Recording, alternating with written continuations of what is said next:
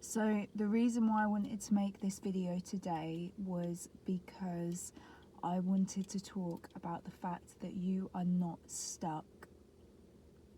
Okay, you are not stuck.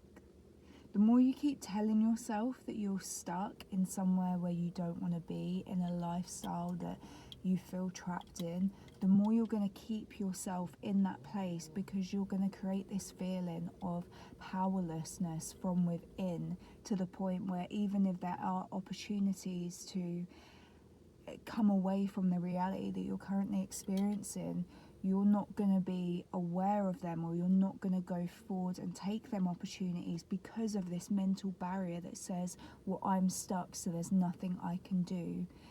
Whenever we say that, we give away our power into something that actually just keeps us trapped in this box that is a mental existence. It doesn't actually exist.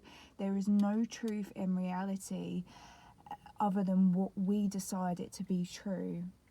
And that is the power of the mind. That's the power of the unconscious. Is we form existence of different realities and different beliefs, different circumstances, because of what the mind holds to be true.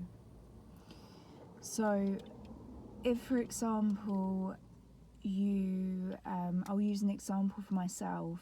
Growing up, especially my teenage years, I held this belief that I was fat, and obviously that come with all these other ideas and very unhealthy and negative beliefs towards myself and my self-worth, self-esteem.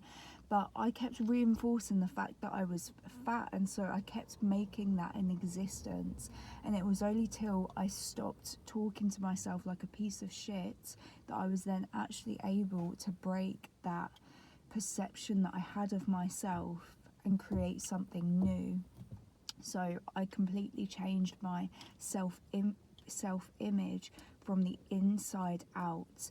It does not matter what you think the external is.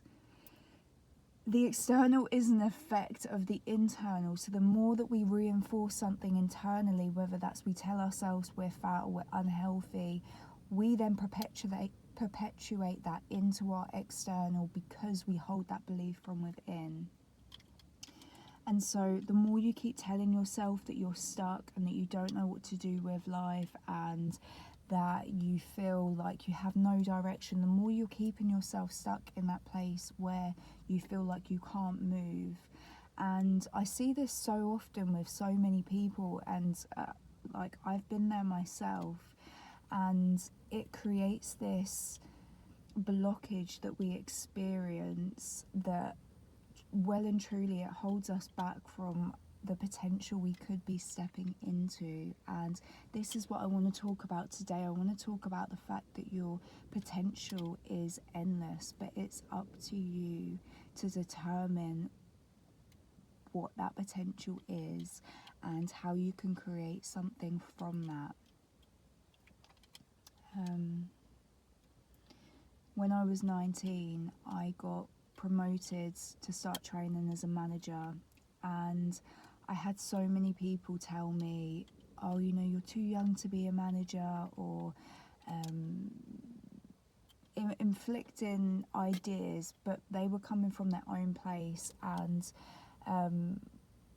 I suppose I bring up that story because we tie certain ideas to certain things, or certain beliefs to certain things. So for someone, the idea of becoming a manager at 19 seems impossible, like they wouldn't have the capabilities or understanding or skills to be able to do that position. But for me, I didn't have them limitations.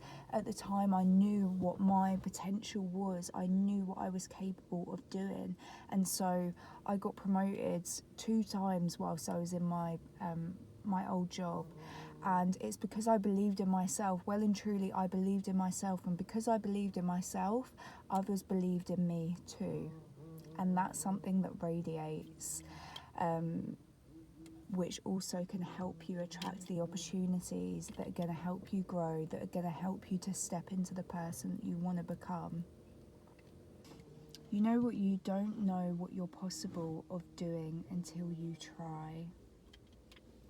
And more so than that, it's what you dare to believe that you're able to do, who you're able to be. Beliefs play such a powerful role in our lives, in creating our circumstances, in trusting in ourselves that we have the capabilities and abilities to do whatever it is we want to do. And I'm definitely learning that more and more each day. And I guess I just wanted to come on today to share that message with you. Quite a short and sweet message, but I feel like the point behind it, the information, is something that's very deep. And when you see beyond the surface of something, such as your core beliefs, what you believe you're capable of, this is where you can initiate change. So allow yourself to begin to start questioning the things that you no longer resonate with, that you no want to continue with. Why do you keep beating the drum of the same beliefs and same identities of who you are and who the world is if they don't serve you?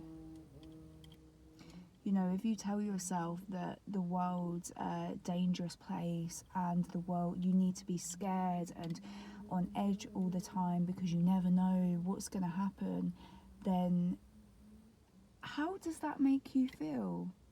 When you go outside, when you interact with other people, most likely you're going to carry that into your being, in the sense that you're going to feel more fearful of all the dangers that are yet to come. And as much as it sucks, you're so much more likely to attract that shit because you're almost putting it out into the universe. It's like creating a shopping list, and this is literally how we connect with the universe. Is we mentally we say things, and this is why the idea of thoughts are so powerful, but more so the idea of emotionally charged thoughts and emotionally charged ideas. Because the more you suggest something or say something to the universe or in your head, such as, oh, this is a dangerous place to be, or you should be scared, or I need to be scared of this, X, Y, and Z, then it's almost like writing a list to the universe and sending it, and the universe sees that and says, okay, so you want this, this, this, and this. And I know that's fucking brutal. That is brutal for us to come to terms with, because inherently most of us are good people, and we only have these ideas and conceptualizations in our minds because we want to be okay, we want to be happy, we want to be safe. At the root cause of that example that I just explained was the fact that we want safety.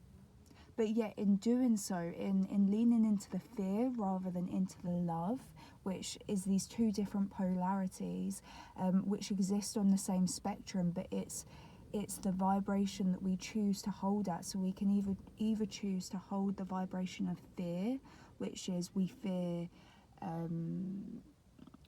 others hurting us, we fear being rejected, we fear being unsafe in the world. And the opposite of that is that knowing that we're okay, knowing that we're supported, knowing that we're loved, knowing that we're protected. There's two very different frequencies and vibrations, and of course that exists on a spectrum that is not limited to any confinements, but at any given choice you get to decide where your vibration is on that frequency of existence. You get to decide whether you're going to lean into the fear or you're going to lean into a more loving and gentle and fulfilling vibratory state. So I put it into simple terms like that because sometimes we try and overcomplicate this. We try and do all this meditation and do all these different things that we think are going to help us to raise our vibration, but what that's actually saying to the universe is, right now I'm in this vibration and I'm trying to get over there. It's not about trying, it's about being. They're two very, very different concepts, because doing is implying that you don't have something, which when you speak that into existence, if you think about it logically, that's saying I lack this thing, therefore I don't have it, so therefore I position myself here.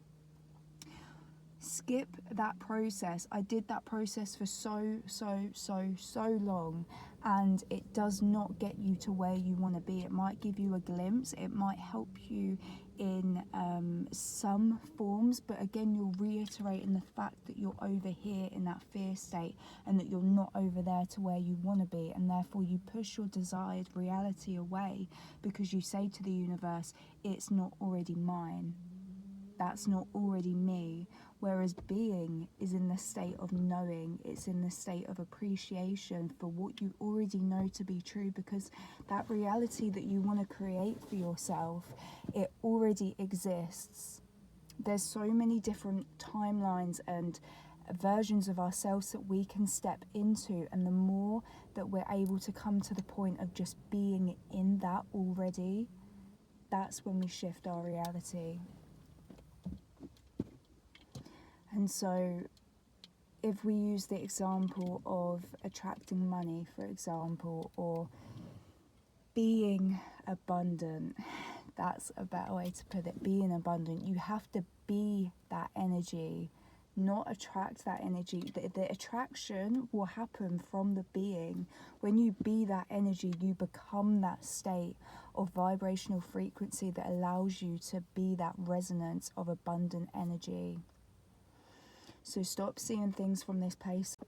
So my phone got overheated and it cut the video off at the end, but I was nearly finished with what I was saying, and it's just to re-emphasize the fact that when you stay in that mindset of lacking something, is you will keep attracting more and more of that, because he who says he has will have more than what he needs, and he who says he doesn't will lose everything.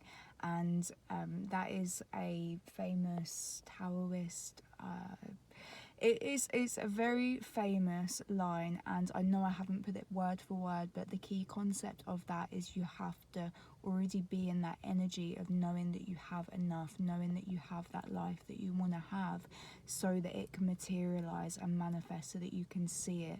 You have to believe before you can see it. Our eyes are very limited, and so when you see beyond the eyes, when you see beyond the surface, that's when you can truly create the life you want. So let me know what you thought of the video today, and let me know if you try this out and how things begin to shift for you, because you will start to notice shift. If you implement this into your life, you will notice shifts. I promise you, you will notice shifts.